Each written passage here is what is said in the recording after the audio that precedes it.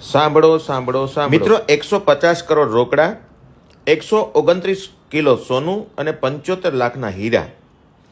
આ કોઈ મારા તમારા દેશના ઉદ્યોગપતિની સંપત્તિ નથી.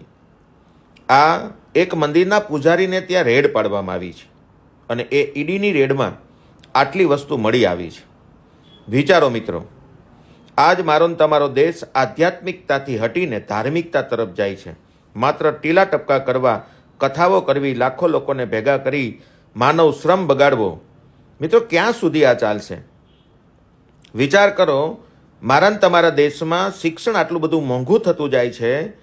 જે બિલ્ડિંગ પાયાથી લઈ અને ઉપરના માળ સુધી માત્ર દાનના પૈસાથી જ ઊભી થાય છે, એ બિલ્ડિંગની અંદર પણ વર્ષના 1,80,000 રૂપિયા બાળકને ભણવાની ફી લેવાય છે. મિત્રો, જાગો તો સારું છે, ન જાગો તો અમારા જેવા અનેક લોકો કદાચ બરડા પાડી પાડીને પણ જો કહેવામાં આવશે તો પણ મારા ને તમારા દેશમાં આવા લોકોથી બચી નહીં શકાય.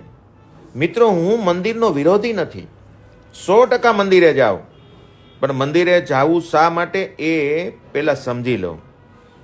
આજ જે લોકો વ્યાસપીઠ ઉપર બેસીને ત્યાગની વાતો શીખવે છે, એ લોકો વ્યાસપીઠ ઉપર બેસીને એક કથામાં કરોડો રૂપિયા એકઠા કરે છે અને એ કરોડો રૂપિયા એકઠા કર્યા પછી ભીતડા ચણી અને અંદર એક મૂર્તિ બેસાડીને એમાં પાછો કરોડોનો વેપાર કરે છે.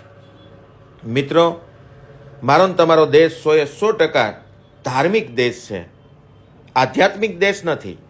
પણ જો આધ્યાત્મિક દેશ કરવો હોય તો શિક્ષણની અંદર બાળકને સમજણ આપવી પડશે. આજ એજ્યુકેટેડ પર્સન અંધશ્રદ્ધામાં ભરાઈને 3 વર્ષ સુધી દાણા જોવાના વેઇટિંગ હોય, એની અંદર જો માણસ જતો હોય તો મિત્રો, આ શિક્ષણ ક્યાં કામ આવે છે? માત્ર પેટનો રોટલો પૂરવા પૂરતું જ જો શિક્ષણ ઉપયોગમાં આવતું હોય તો મિત્રો, શિક્ષણને ધિકાર છે.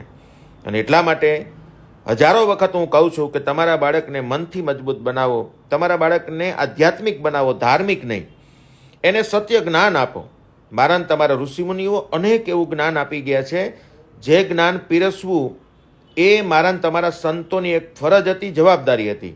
એને બદલે આજ એક મેળાવડામાં અબજો કરોડો રૂપિયા ભેગા કરી અને પોતે સુખ શાંતિને સમાધાનમાં, જે સંત સાદો હોવો જોઈએ, સીધો હોવો જોઈએ, સરળ હોવો જોઈએ, એને બદલે ફેસિલિટીમાં ફરતો મારા તમારા દેશનો સાધુ થઈ ગયો છે.